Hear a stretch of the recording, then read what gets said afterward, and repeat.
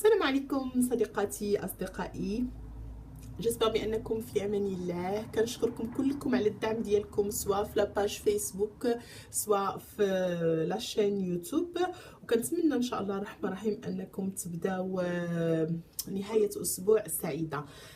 الفكرة ديال اليوم هي ان غوتي بالنسبه الا كان جاي عندنا شي واحد ولا تو سامبلومون الاطفال ديالنا الا كانوا جايين من المدرسه ولا الزوج ديالك الا كان جاي دي فوا ما كنبغيوش توجور نديرو لو غوتي باغيمون.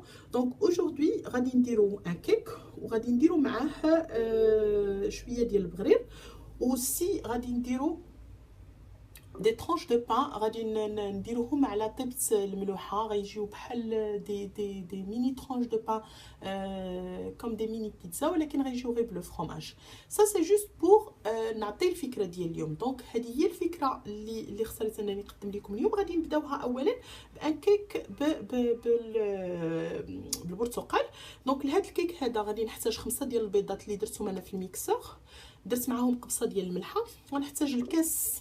انا كناخذ العبار بالكيسان كما قلت ديال نوتيلا. غنحتاج الكاس ديال الليمون معصر، غنحتاج الكاس ديال السكر، كاس ديال الزيت، غنحتاج الدانون سائل ديال الفاني او دانون عادي، ولا الا بغيتو كاس ديال اللبن، اي ماده حليبيه تقدروا تستعملوها في هذا لو كيك. غنحتاج القشره ديال الحامضه محكوكه، غنحتاج 2 خمارات من فئه 8 غرام وفاني، شويه ديال الخل، وبيان سور الدقيق على حسب الخليط. الا بغيتو العبار ديال الدقيق فغادي نحتاجو 3 ديال الكيسان ديال الدقيق. صوف كو بعض المرات كاين البيض اللي كيشرب وكاين البيض اللي ما تيشربش، دونك غادي نديرو الدقيق على حسب الخليط. القوام ديال لو كيك خصو ما يكونش سائل بزاف وما يكونش ثقيل بزاف باش ما تجينيش الكيكه معجنه. غادي نبدا على بركه الله. فغادي نضيفو غنضيف السكر، البيض ديالي انا كنضيف كلشي المواد السائله دقه وحده، ما ماشي المواد السائله، كان هذا الخليط كله كنخلطو في لا مولينيت دقه وحده. كنضيف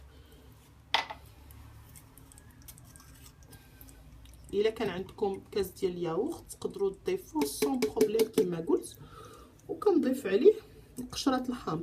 تخافوش انكم تضيفوا هذه المواد كلها، لان ربما كتقولوا بان الكيك ما يطلعش. لا، الكيك الا مشيتوا على هذا الريتم وكان عندكم الفران مزيان وخليتوا الفران ما هواش سخون من الاول، فكونوا على يقين ان الكيك غادي يصدق معكم.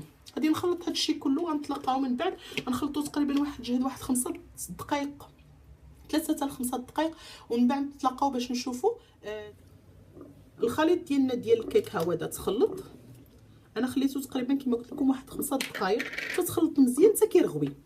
ملي كيرغوي فكيعطيك الطوع على انه كيكون ان كيك سبونجيو. هاد الكيكه تبارك الله راه كتجي كبيره، دونك كما قلت تقدروا توظفوها. حتى بالنسبه الا كان غيجي عندكم شي واحد هذا الكسكروط ولا اللمجه، فتقدروا توظفوها سون بروبليم. الوغ السر باش يجيكم الكيك بلو سبونجيو هو انا غندير عيني ميزاني، ولكن كما قلت لكم خليكم على 3 ديال الكيسان ديال الدقيق.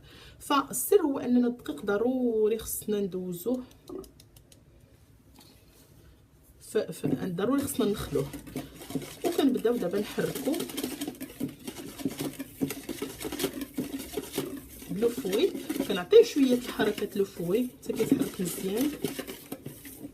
وكاين كما قلت لكم الدقيق اللي ما تيشربش، كاين الدقيق اللي كيشرب فدغيا كيتجمع لنا القوام ديال الكيك، كما كاين الدقيق اللي ما تيشربش. هذا تيحتاج كنزيدوا منه، كنضيفوا كثر ديال الدقيق. ولكن دائما انا غنوريكم القوام ديال الكيك. دائما كنحاولوا اننا ما نديروش الكيك يكون ثقيل بزاف، لان ملي كيكون ثقيل كيجي مدقص وما كيجيش زوين في ما كيجيش هشيش.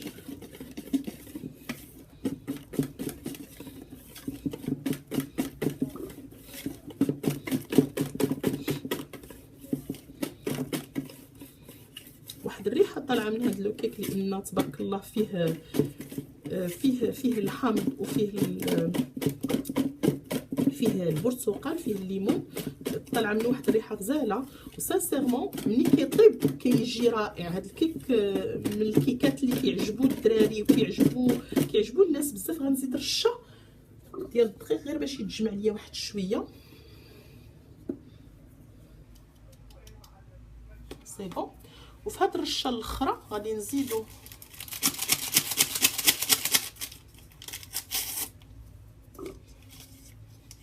الخمارات ديالنا. ما كاينلاش، ما تحتاجوش انكم ديروا اكثر ديال الخماره. فكاين انا كنشوف بان كاين الناس اللي كيديروا 3 الخمارات او كيديروا جوج ديال الخمارات. لا، الكيك ما محتاجش انه اكثر من 2 ديال الخمارات، سورتو الا كان ان كيك بحال هكا فيه 5 البيضات. فمن 3 البيضات حتى ل 6 البيضات الكيك يقدر يمشي ب2 خمارات ديال 8 غرام سون بروبليم ويطلع. فكما شفتوا هذا هو القوام ديالو فاش كيكون ما كيكونش ثقيل بزاف وما كيكونش خفيف بزاف. كنضربوه كوميم، كنعطيوه واحد شويه ديال الخدمه لو فوي، وكنزيدو شويه ديال القطرات ديال الخل الابيض. كنأكد على ان الخل خصو يكون ابيض، كنزيدوش الخل الصفر لان ماشي ما عنده الدور ديالو. فقط هو انه يخلي داك الخميره الكيميائيه اللي دايرينها حنايا في الكيك تفاعل مزيان وتعطي النتيجه اللي خصها تكون. بارك عليه. جو بونس بانني جي بيان طرافايي مون كيك. كناخذوا المول اللي سبقنا دهناه بالزبده ورشيناه بالدقيق، وكنخويو لو كيك ديالنا. كنحاولوا نوزعوه، كنهزو يدينا شويه باش كنعطيو حتى الهواء انه يدخل شويه في هذا لو كيك. انا غنخدم بيدي، غادي نهبطو بيدي.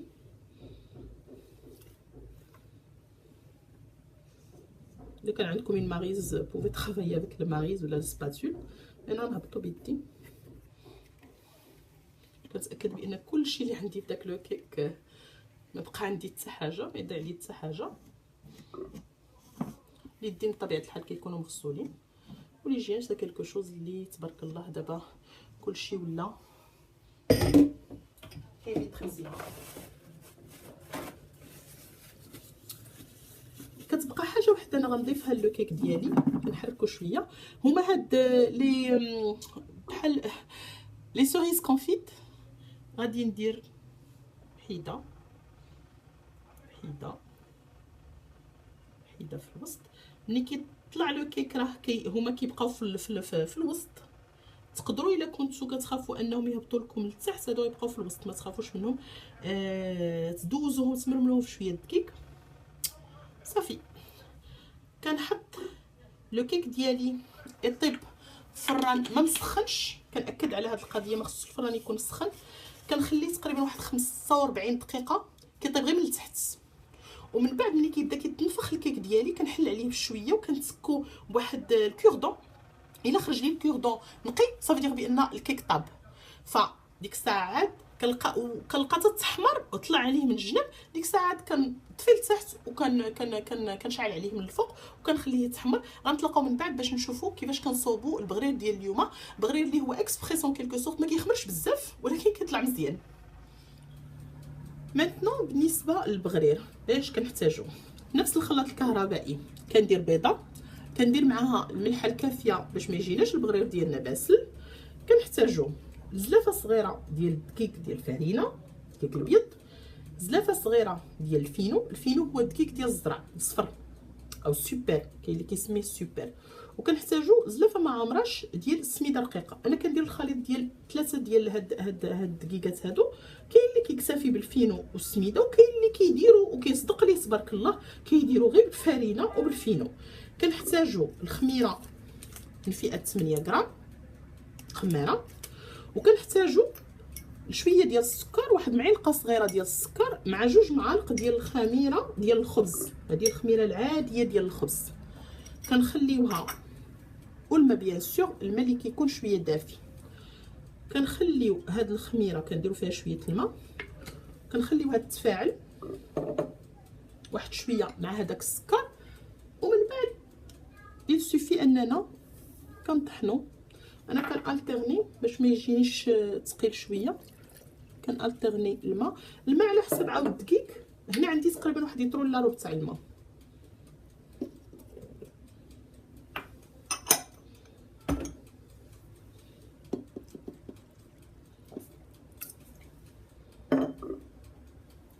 غادي نزيد السميده ديالي. بونس انني غنكتفي غير بهاد السميده هادي.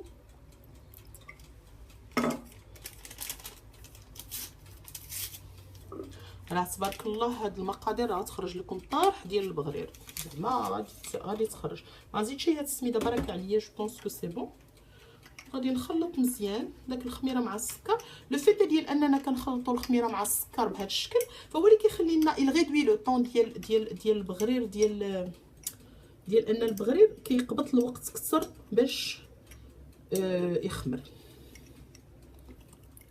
كنزيدو هادشي كله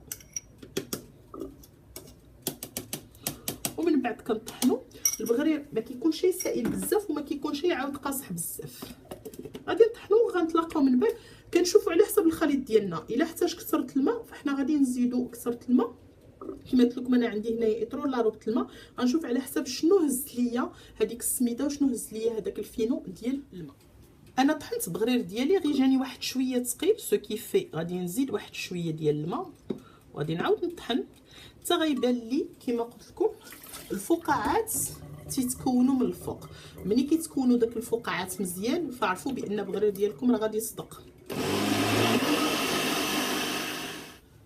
كما كتلاحظوا معايا فانا طحنت بغرير تتكونوا لي هاد الفقاعات هادو اللي هما كيدلوا على ان كوميم راه بدا التخمر ديالو.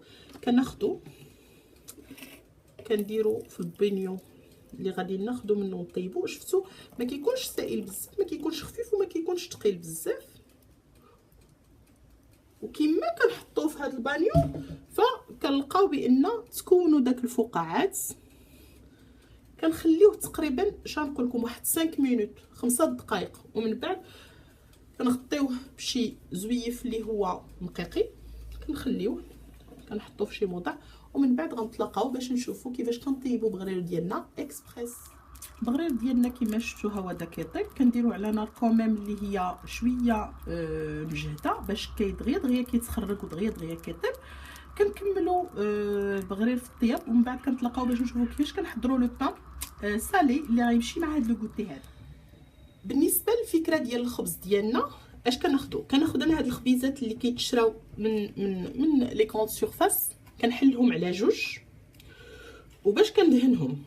عندي هنايا جوج ديال الفرماجات مثلثين، عندي تومه وحده محكوكه معلقه ديال الجبن الابيض، كنزيد عليها شويه ديال لي زيشالوت، شويه ديال خليط الاعشاب المنسمه، شويه ديال لانيب كيجيو رائعين هاد الخبيزات هادو تياكلوهم لي زونفون، وشويه ديال لا سيبوليت. كنمعك داكشي مزيان كنخلطهم مزيان. غندهن بهم الخبيزات ومن بعد غندردن عليهم لو فرomاج روج وغندخلهم الفران غير يذوب داك الفرماج وغادي نحطهم بالصحه والراحه. غنتلاقاو جميع باش نشوفوا كيفاش الخبيزات كيدخلوا للفران، وغنشوفوا اوسي الشكل النهائي ديال الاطباق اللي وجدنا في الخبيزات ديالنا. هما من بعد ما دهناهم داك الخليط ديال لو فرomاج بلون مع الاعشاب المنسمه وداك التسويمه، كنديروا فوقهم الفرomاج روج غابي، كندخلوهم الفران مسخن مزيان حتى كيذوب الجبن، ومن بعد كنخرجوهم ونقدموهم بالصحه والراحه. الفكره ديال الكوتي ديالنا اليوم كتجي على هذا الشكل. فكما كتشوفوا الكيك كيجي تري سبونجيو. انا اختاريت انني نزينو غير بشويه ديال السكر كلاصي.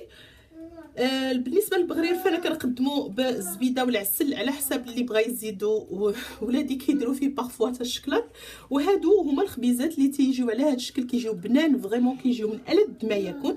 كنتمنى ان الفكره اليوم ديال لو غوتي او اللومجا يكون عجبكم، والا عجبتكم الفكره ديروا لايك، اشتركوا في القناه، وخليوا لي في لي كومونتير بانكم بغيتوا افكار اخرى بالنسبه للغوتي ديال العشيه. كنتمنى لكم امسيه سعيده والى اللقاء.